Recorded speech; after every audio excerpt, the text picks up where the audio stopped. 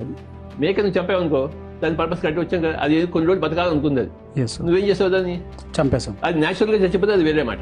నువ్వేం చేసావు? చంపావు. తినటం తప్పు కాదా? Yes sir. నువ్వు తిను, మాంసం తిను. చచ్చిపోయిన పడిన దాన్ని తిను. బతుకున్న దాన్ని చంపేందుకు తింటావు? ఏదైనా మేక చచ్చిపోయింది అనుకో, దాన్ని తిను. సగం కుడిపోయి దాన్ని తిను, చంపి తినకు. దాని జీవితాన్ని నువ్వు అడ్డు రాకు. నేను నీ జీవితం అడ్డొచ్చానా? లేదు సార్. నువ్వు నా జీవితానికి ఎందుకు అడ్డు వస్తావు? రాకూడదు సార్.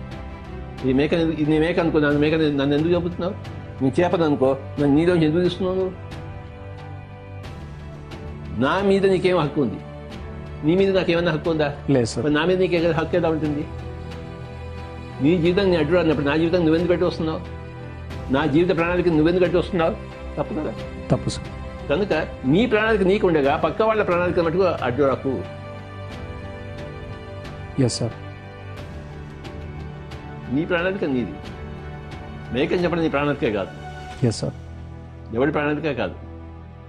సంగీతం నేర్చుకో, డ్యాన్స్ నేర్చుకో, ప్యాక్ ఆడుకో, తాగు. నువ్వు ఎవరిని చంపడం లేదు. నువ్వు తాగి తన్నాడు, అది నీ ప్రణాళిక.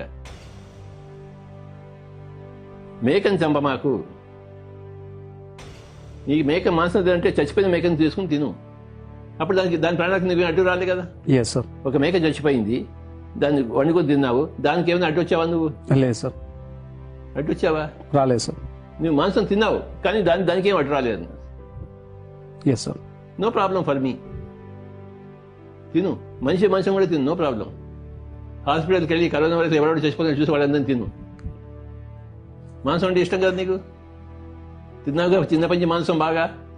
మనిషి మాంసం కూడా తిను, చచ్చిపోయిన వాడికి తిను, చంపి తినమాక. నువ్వు చంపి కనుక తింటే మళ్ళీ వచ్చిన నువ్వే నేను కూడా చంపబడాలి, అది చంపినట్టు నేను కూడా చంపబడాలి అని ప్రణాళిక చేసుకుని వస్తావు. నువ్వు అంటే ఒక జీవి నేను చంపితే మళ్ళీ నేను నెక్స్ట్ జన్మలో చంపబడతాను సార్?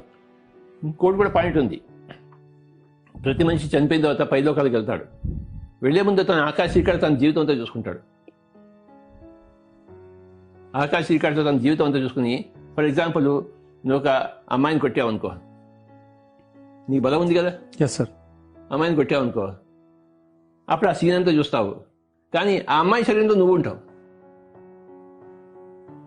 అంటే నువ్వు దెబ్బలు తింటావు ఆ అనుభవంలో. ఓకే. ఆ అమ్మాయి ఎంత ఏడ్చిందో అది నువ్వు ఏడుస్తావు. అంటే నువ్వు అటువైపు నుంచి కర్మ చూస్తావు. Okay sir. ఇటువైపు నుంచి నువ్వు కొట్టింది చూస్తావు, అటువైపు నుంచి ఆమె ఏమనిపిస్తుంది అది కూడా నువ్వు అన్నీ అనుభవిస్తావు. అప్పుడే నీకేమనుకుంటుంది, ఎవరిని కొట్టకూడదు అనిపిస్తుంది. అంతే కదా సార్. మరి అంతే కదా. సో చనిపోయిన తర్వాత అందరూ కూడాను నువ్వు ఎవరికైనా ఒక మంచి చేసావు అనుకో, నాకు బాగా మసాజ్ చేస్తావు కదా నువ్వు. చేస్తాను సార్. మసాజ్ చేయడంలో వెంకటరెడ్డి తర్వాత నేనే సార్. సరే, నువ్వు నాకు మసాజ్ గంటసేపు నన్ను తొక్కావనుకో, అది ఆకాశ ఇక్కడ చూసావు అనుకో, అక్కడ పోయి నువ్వు తొక్కినప్పుడు నాకు ఎంత హాయిగా ఉంటుంది అది అనుభవిస్తావు నువ్వు. ఓకే. నాకు ఎంత హాయిగా ఉంటుంది, లేదా గంటసేపు ఈ మొహం చేత నేను తొక్కించుకుంటాను. Okay sir. నాకు ఎంతో హాయిగా ఉంటేనే కదా. Yes sir. అప్పుడు నువ్వు తొక్కినప్పుడు నాకు హాయి వచ్చింది కదా, అప్పుడు నా హాయి అంతా నువ్వు అనుభవిస్తావు. ఓహో, నేను ఇంత సహాయం చేశానా ఈ గడ్డం గాడికని చెప్పేసి. అసలు నాకు ఈ విషయం తెలియదు సార్.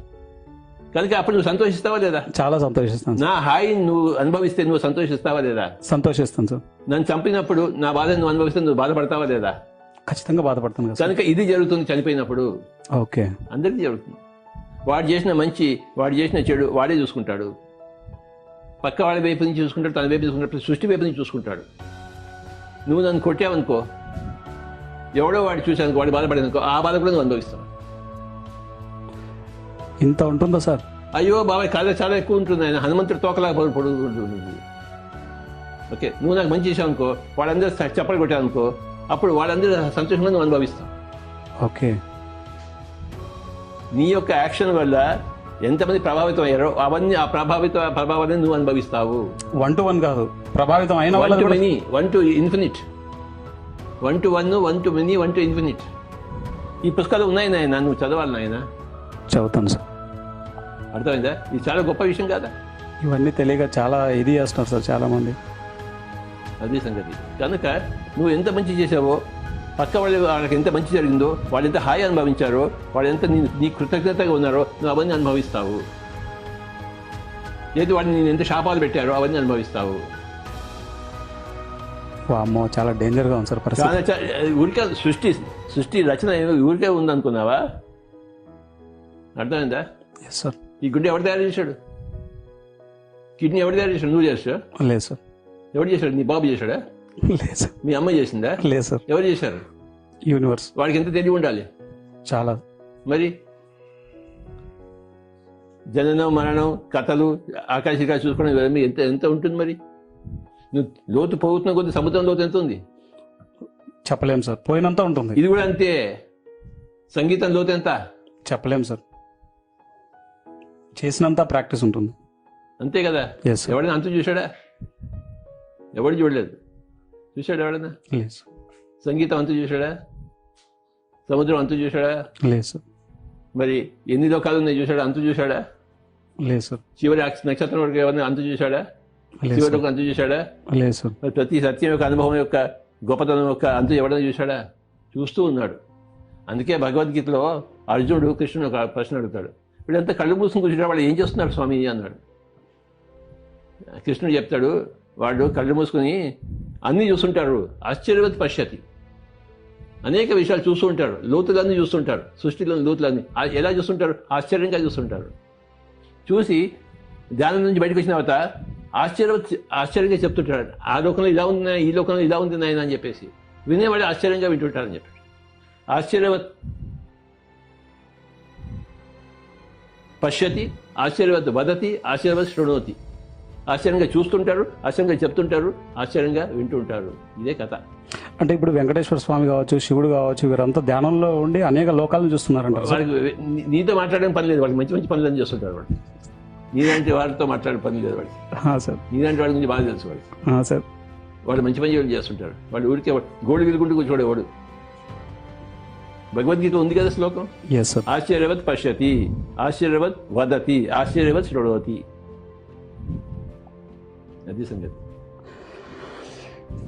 చాలా అద్భుతంగా చెప్పారు సార్.